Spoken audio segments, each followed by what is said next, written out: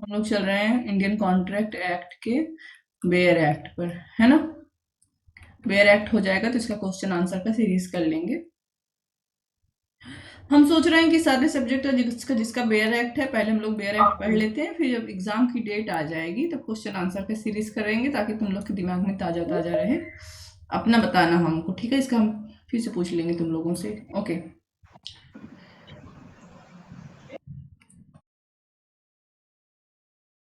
Okay. Section 58 तक का हुआ था, जिसमें सेक्शन 56 का सेक्शन याद रखना है, बाकी सबका फैक्ट याद रखना है। सेक्शन 56 का सेक्शन और फैक्ट दोनों याद रखना है, मतलब बाकी सबका ऐसा नहीं एक सेक्शन किनारे कर दो, बट परमानेंट के लिए, क्योंकि सेक्शन ही किसी का पूछ लेता है तो सेक्शन 56 का बहुत पूछा गया है, ठीक है। ओके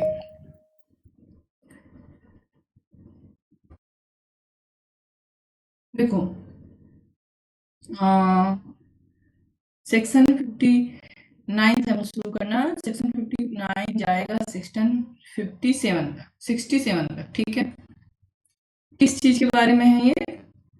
संदायों का विनियोग। तो हमको ये नहीं याद रखना कि संदायों का विनियोग क्या है, बट इसके सेक्शन में क्या लिखा हुआ है ये हम देखेंगे, क्योंकि संविदा से संबंधित है, ठीक है। संविदाएं संविदा से संबंधित है, ठीक है। चलो, सेक्शन 59, जहाँ की वह ऋण उपदर्शित हो जिसका उन्मोचन किया जाना है वहां संदायों का उपयोजन। अब देखो, ये सारे सेक्शन थोड़े से हार्ड है पढ़ने में भी और समझने में भी, तो एकदम सिंपल लैंग्वेज में बोर्ड में समझेंगे, फिर भी हम पढ़ रहे हैं। जहाँ की कोई ऋणी ऋणी का व्यक्ति जो पैसा लिए रहता है, जिस पर एक व्यक्ति के कई सुभिन्न ऋण है, तो एक्स है और वाई से उसने कई प्रकार का ऋण लिया हुआ है। देखो, सुभिन्न ऋण है, उस व्यक्ति को या तो अभिव्यक्त प्रज्ञापन सहित, पता नहीं क्या प्रॉब्लम है एग्जाम, एक मिनट रुको। ठीक है, एक व्यक्ति है, उसने किसी व्यक्ति से कई प्रकार का ऋण लिया है, ठीक है। तो वह अभिव्यक्त प्रज्ञापन सहित या ऐसी परिस्थितियों में जिसमें विधिवत हो कि वह संदाय किसी विशिष्ट ऋण के उन्मोचन के लिए उपयोजित किया जाना है, कोई संदाय करता है, वह उस संदाय को यदि वह प्रतिग्रहित कर लिया जाए तदनुसार उपयोजित करना होगा।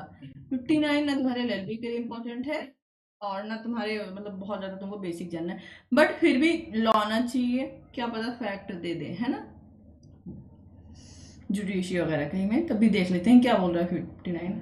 अन्य ऋणों के साथ साथ एक वचन पत्र पर जो 1 जून को स्वदेह बी का ए 1,000 रुपए का देनदार है, तो ए जो है बी को 1,000 रुपए देने के लिए दायी है, कब? 1 जून को। और ये ऋण एक एक अकेला ऋण नहीं है, कई सारे ऋण मिला के हैं, ठीक है, जिसमें एक वचन पत्र भी है। वह बी को उसी रकम के किसी अन्य ऋण का देनदार नहीं है। 1 जून को बी को ए 1,000 रुपए देता है, यह संदाय वचन पत्र का उन्मोचन करने के लिए उपयोजित किया जाना है, ठीक है। ए बी को 1,000 रुपए देने के लिए दायी है, इसमें कई ऋण है, कई ऋण में एक वचन पत्र भी सम्मिलित है, ठीक है। एक वचन पत्र भी क्या है? वचन पत्र क्या होता है? ये भी एक दस्तावेज होता है, ठीक है, कीमती दस्तावेज होता है, ये अलग से लॉ है, इतना इसको डीपली हम लोग को नहीं जाना, ठीक।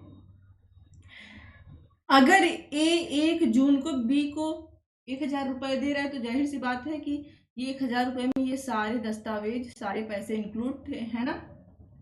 और जब ये सब कुछ इंक्लूड है तो 1 जून को पैसा देने के बाद ए फ्री हो जाएगा, अब वो बी को कोई और उधारी देने के लिए बाध्य नहीं है, ठीक।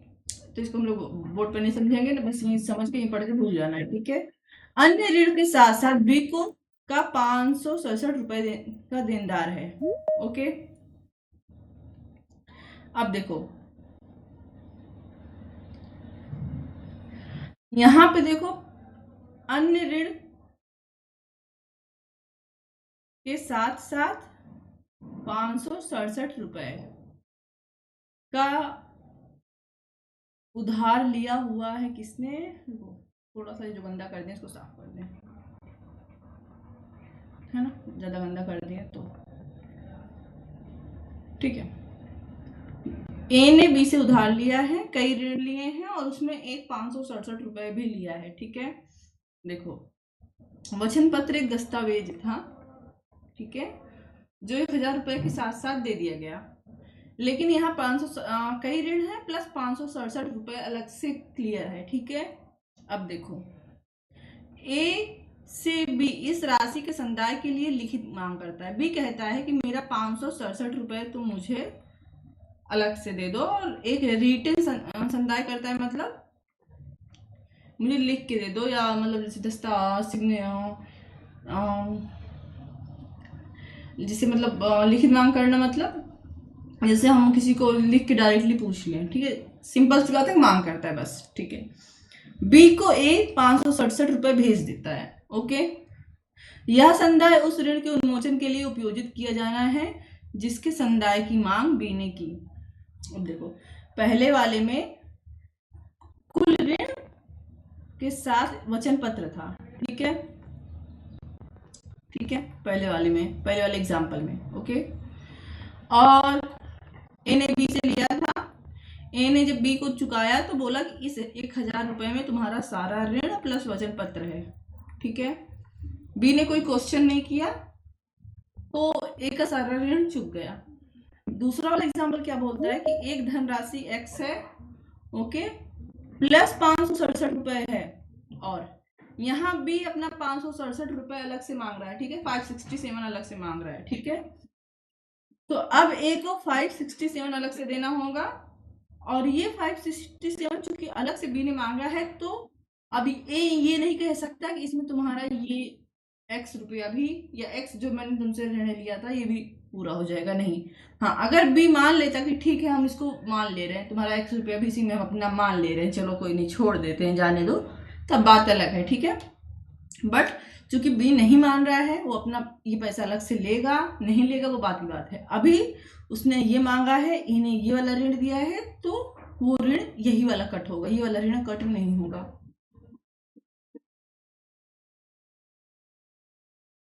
देखो एक्स है, मान लो तुम लोग हो, तुमने अपने दोस्त को एक बार 100 रुपया दिया, फिर 200 दिया, फिर एक टाइम कुछ और पैसा, मान लो एक्स पैसा दिया। ठीक है, अब तुम अपने दोस्त से 100 रुपये मांग लो।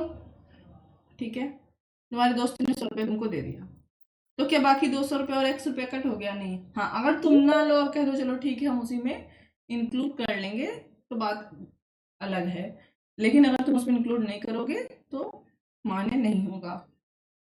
ठीक, चलो मैम मेरी आवाज क्लियर नहीं है? एक मिनट, हम सुन रहे हैं। हुसैन और फहाद एक काम करो, अपना अपना वॉल्यूम बढ़ा के देखो मोबाइल का। ठीक है, और उसके बाद हो सकता है, क्योंकि मेरे रिकॉर्डिंग में भी हमको लगता है कभी कभी मेरी आवाज़ स्लो रहती है, हम अपना स्पीकर चेंज करके देखते हैं। ठीक है, नया स्पीकर मंगाते हैं, उसको सेट करते हैं, अभी रुक जाओ 10-15 दिन, इसी स्पीकर से बात करते हैं। ओके, ओके, हम समझ रहे हैं। फिर मेरी आवाज़ स्लो जा रही है, थोड़ा सा अपना तुम लोग स्पीकर बढ़ा के देखो, थोड़ा सा हम तेज बढ़ाते हैं। ठीक है, तेज मतलब आवाज़ तेज करते हैं, साउंड को। ओके, चलो सेक्शन 60, जहां की वह ऋण प्रदर्शित न हो जिसका उन्मोचन किया जाना है, वह संदाय का उपयोजन। अभी आवाज सही है?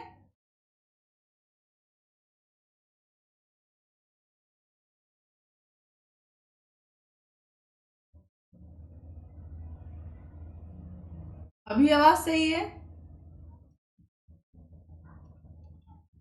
यस मैम, सही है। हाँ, इसको एक मिनट हुसैन से थोड़ा पूछ लें उन लोग को। हुसैन, मेरी आवाज क्लियर है?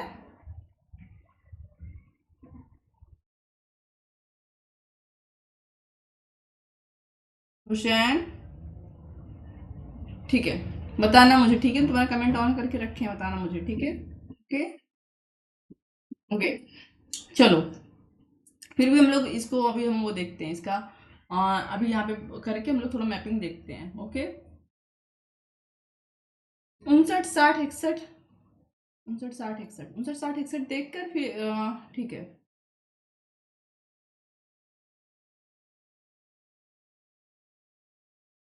ठीक है, तो बोर्ड पे चलते हैं, क्योंकि हम छोड़ना नहीं चाहते, बिना बोर्ड पे समझाए फिर वैसे कहानी जैसा हो जाएगा, तुम लोग को समझ में भी नहीं आएगा। ठीक है, ओके, सेक्शन 59 क्या कहता है अपनी लैंग्वेज में बताते हैं।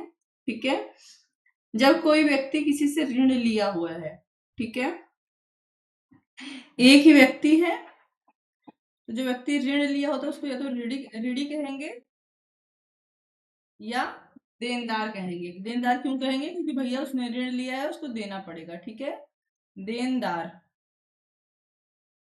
थोड़ा सा पेन पतला कर लेते हैं क्योंकि कितने नंबर पे है? 4 नंबर पे। ठीक, देनदार कहेंगे।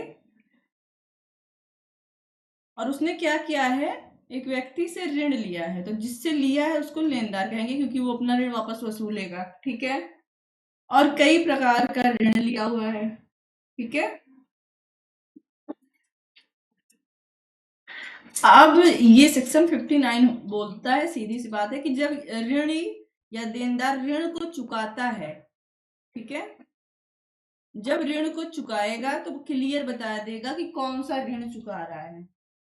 ठीक है, मान लो अभी एग्जांपल बता रहे हैं कौन सा ऋण चुका रहा है। ठीक है, अब बता, एग्जांपल हम देते हैं अपने पास से, सेक्शन में नहीं था। मान लो एक्स ने वाई से एक दिन 5 रुपया लिया, एक दिन 10 रुपया लिया, एक दिन 15 रुपया लिया और एक दिन 20 रुपया लिया। ओके, फिर एक्स गया वाई को 15 रुपए चुकाने। ठीक है, ओके, अब एक्स को यहाँ वाई को बताना पड़ेगा कि वो कौन सा ऋण चुकाने की बात कर रहा है। ये जो 15 रुपया लिया था ये चुका रहा है, कि ये जो 20 रुपया लिया था इसमें से 15 चुका रहा है, कि ये जो 5 रुपए और 10 रुपए मिला के 15 हो रहा है इसमें से चुका रहा है, या ये 15 लिया था तो इसमें का 10 या इसमें से 5, मतलब कुछ करके कहाँ से वो 15 चुका रहा है। ठीक है, इससे क्या रहता है कि बाद में कंफ्यूजन नहीं होती कि आप किस चीज का पैसा चुका रहे हो सकता है कि पैसे की जगह कोई सामान लिया रहा हो, है ना, तो बोल मान लो रुमाल का रहा हो, तो अब ये भी रुमाल का पैसा रहा हो, ये कंघी का नाम रहा हो वगैरह, तो ऐसा अगर वो चुका देगा तो क्लियर, हिसाब क्लियर रहेगा, है ना। तो ऋणी को ये बताना पड़ेगा कि वो कौन सा कर्जा या ऋण वापस चुका रहा है। ठीक है, ओके, और हमेशा तरह केस देख लेते हैं। केस का नाम है रामाकृष्णन पिल्ले वर्सेस पद्मनाभ पिल्ले। ठीक है,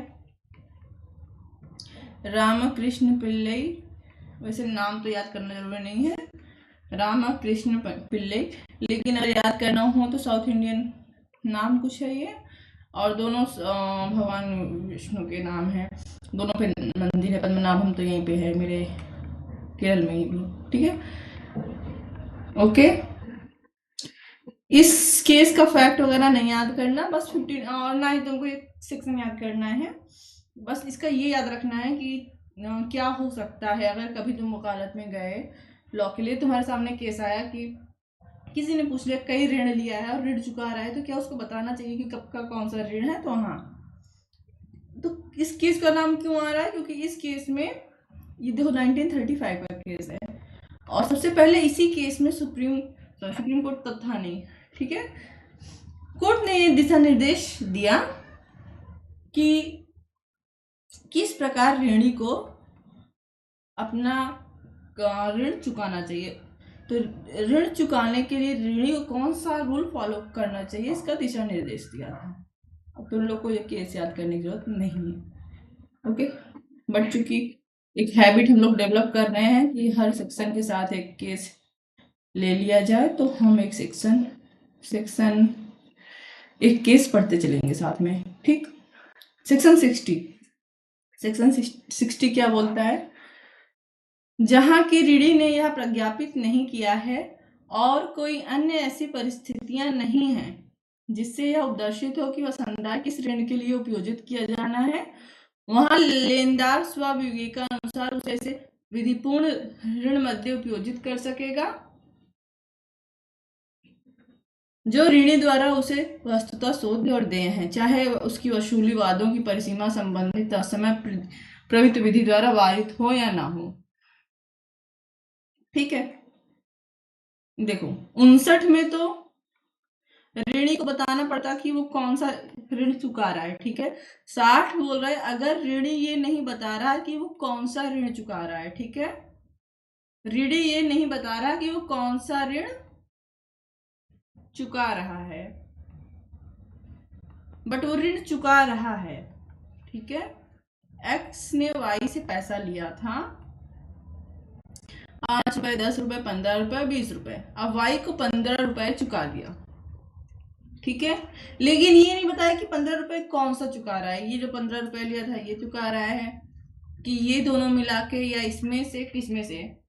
तो अब ये लेनदार, लेनदार मतलब जिसको ऋण वापस लेना है, जिसको अपना पैसा वापस लेना है, लेनदार को ये अधिकार है कि वो अपने हिसाब से किसी भी ऋण जो कि वह अधिकारी है वसूलने का ऋणी से, ठीक है, तो उसमें अपना एडजस्ट कर ले। उसको क्या कर ले, उसमें एडजस्ट कर ले, मतलब किसी भी एक ऋण से एडजस्ट कर ले। मतलब अब चाहे वाई खुद मेंशन कर ले कि वो इस ऋण में काटना चाहता है कि इन दोनों में काटना चाहता है या इसमें से घटाना चाहता है ना। अब देखो एक चीज इसमें और है, यहाँ तक कि परिसीमा बाधित ऋण भी काट सकता है। परिसीमा बाधित क्या होता है, देखो सिविल लॉ के लिए हमें परिसीमा विधि पढ़नी पड़ती है, और कोई चीज जो परिसीमा होती है, देखो एक सिविल केस करने के लिए एक टाइम लिमिट है, उससे बाहर जाने पर आप सिविल केस नहीं कर सकते। क्रिमिनल केस के लिए भी कुछ टाइम लिमिट होती है, 3 साल तक के दंडनीय अपराध के लिए टाइम लिमिट होती है, उसके ऊपर के लिए नहीं होती क्रिमिनल में। तो हम सिविल की बात कर रहे हैं। उसी प्रकार कई ऋण होते हैं और सीमा बाधित होते हैं, अगर उससे ज्यादा समय बीत गया तो हम कोर्ट में जाकर वो अपना ऋण पैसा नहीं वसूल सकते, ठीक। तो उसी को परिसीमा बाधित कहते हैं। अब ये बोल रहा है कि भले वो ऋण परिसीमा बाधित है, आप कोर्ट में जाके नहीं वसूल सकते थे, आप चाहें तो वहां पर भी उसको एडजस्ट कर सकते हैं। ओके ओके, स्टार्ट था। और अगला सेक्शन है 61, ठीक है। इसके बाद का यहाँ जो है वो बहुत इंपॉर्टेंट होगा, उसको हम अलग एक उस पर पढ़ेंगे पेज पर, ठीक। जहाँ की दोनों पक्षकारों में से कोई भी विनियोग नहीं करता है वहाँ संदाय का उपयोजन। जहाँ की दोनों पक्षकार चाहे ऋणदाता या ऋणी कोई भी विनियोग नहीं करता, वहाँ वह संदाय समय क्रमानुसार ऋणों के उन्मोचन में उपयोजित किया जाएगा, चाहे वे ऋण वादों की परिसीमा संबंधित समय प्रवृत्त विधि द्वारा वारित हो या न हो। यदि ऋण समकालिक है तो संदाय हर एक के उन्मोचन में अनुपातः उपयोजित किया जाएगा।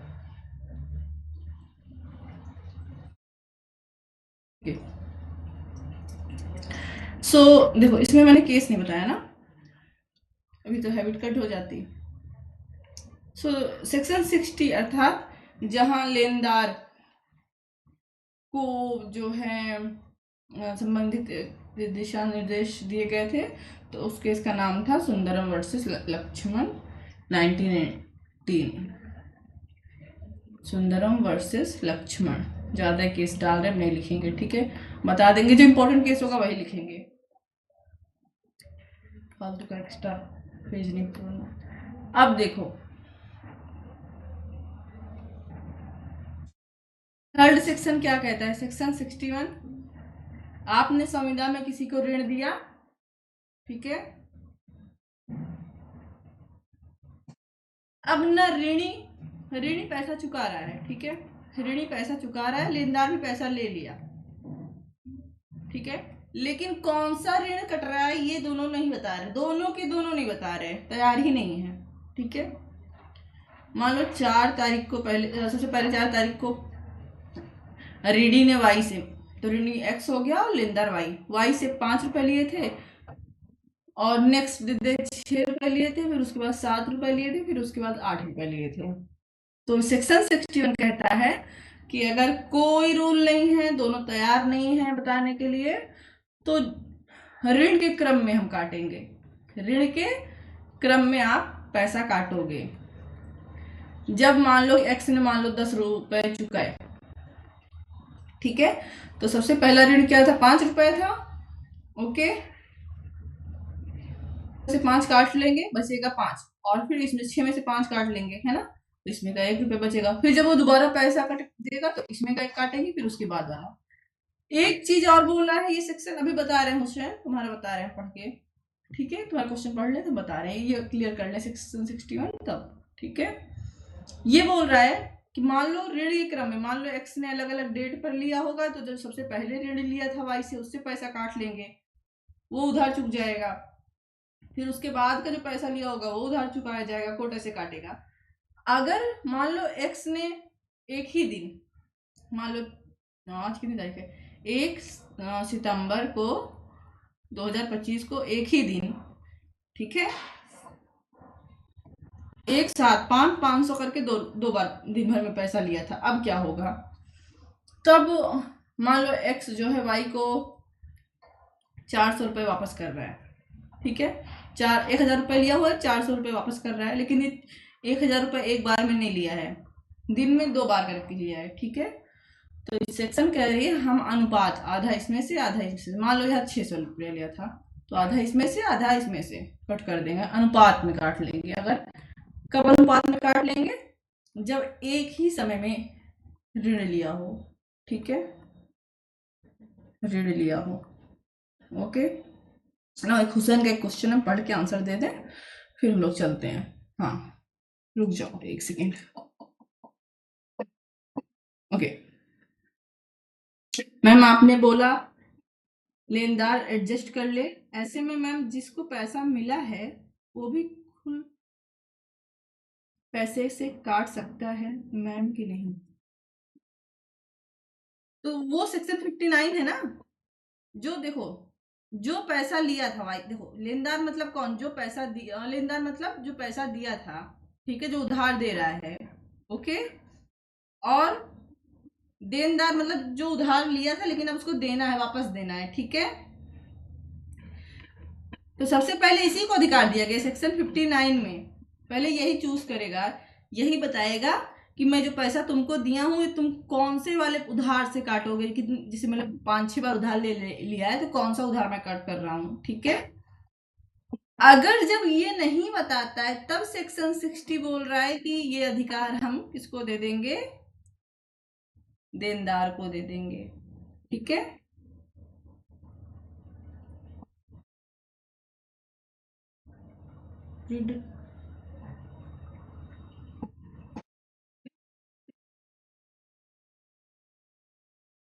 रिट का RIT क्या, क्या रीड क्या, थोड़ा सा हुसैन और क्लियर बोलना बेटा, मुझे समझ नहीं आ रहा रीड क्या मतलब। मैम आपने जो ऋण पढ़ाया है इसको okay. हमको समझ लगा तुम्हें रीड के बारे में पूछ रहे हो, ठीक है, ओके। ऋण मतलब ऋण पूछ रहे हो, ठीक है, ओके।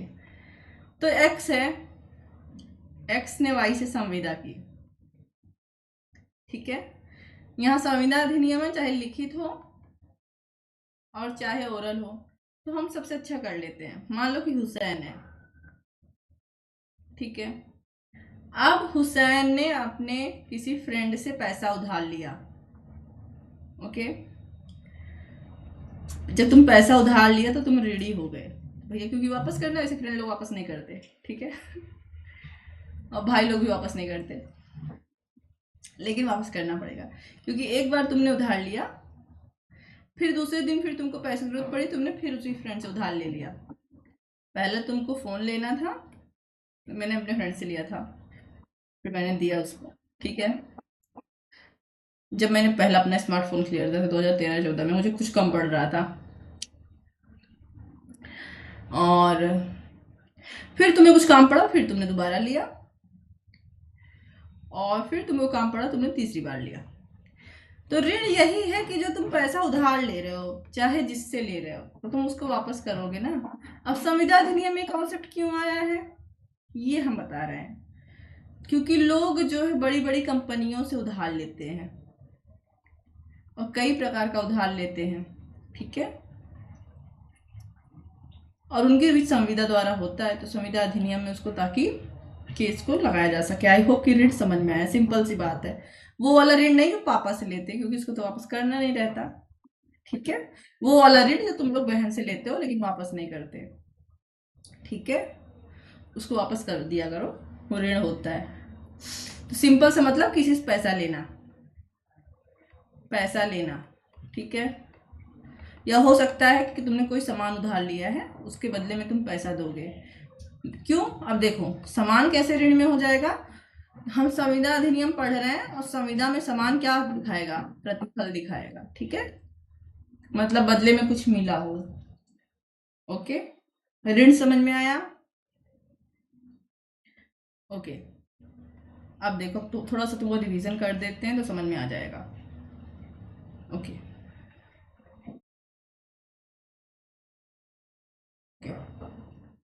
तो ये थोड़ा बहुत ज़्यादा मतलब छोटा नहीं है, क्योंकि 3 ही सेक्शन है, तो इसको यहीं पे जूम कर दे रहे हैं और रिवीजन कर दे रहे हैं, ठीक।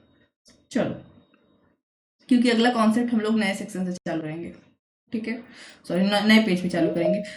तो सेक्शन 59 टू 61, ठीक है, बात कर रहे हैं जब हम किसी से ऋण लेते हैं। ऋण मतलब सीधी सी बात पैसा उधार लेते हैं, ठीक है। तो अभी बात हो रही है जब एक ही व्यक्ति किसी दूसरे व्यक्ति से कई सारा पैसा उधार ले ले, ठीक है, अलग अलग टाइम पे कई सारा ऋण ले ले, ठीक है।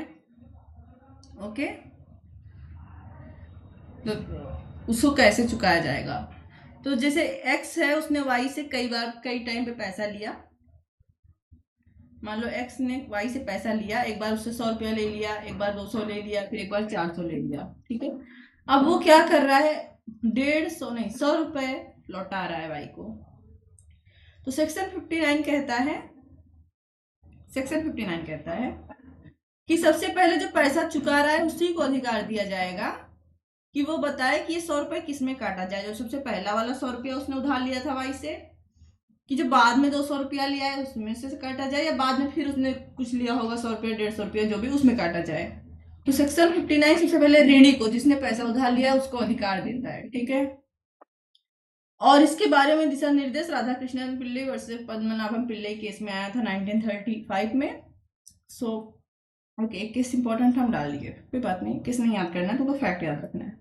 फिर सेक्शन 60 आता है। सेक्शन 60 कहता है अगर ऋणी नहीं बता रहा, क्योंकि हमने उसको एक मौका दिया सेक्शन 59 में, अगर वो नहीं बता रहा कि किस सेक्शन किस टाइम पे उसका पैसा काटा जाए, तब हम ये अधिकार उसको दे देंगे जिससे उसने पैसा लिया था, जिसको कहा जाता है लेनदार, ठीक है। क्योंकि वो तो 100 रुपए चुकाने को तैयार है, वो 100 रुपए दे तो रहा है लेकिन ये बता नहीं रहा कि किस में काटा जाए, तब लेनदार के पास ये अधिकार आ जाएगा।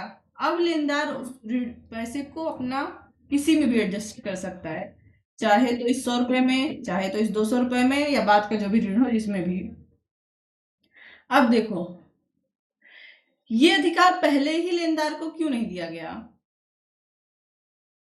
इसलिए नहीं दिया गया कि अगर ऋणी को यह अधिकार दिया गया होता, ऋणी को यह अधिकार दिया गया था, तो ऋणी अपना क्या कर रहा था, उन पैसों में काटने की कोशिश कर रहा था जो दे योग्य हैं। लेकिन जब ये अधिकार देनदार के पास आ गया, लेनदार के पास आ गया, तो लेनदार अपना पैसा सबसे पहले उसमें पटाने की कोशिश करेगा जो वो डायरेक्टली वसूल नहीं सकता। जैसे कि ऋण बाधित ऋण, मान लो कि कोई पैसा एक्स ने वाई से लिया हो और अब वाई उसको वसूल नहीं सकता, क्योंकि ऋण बाधित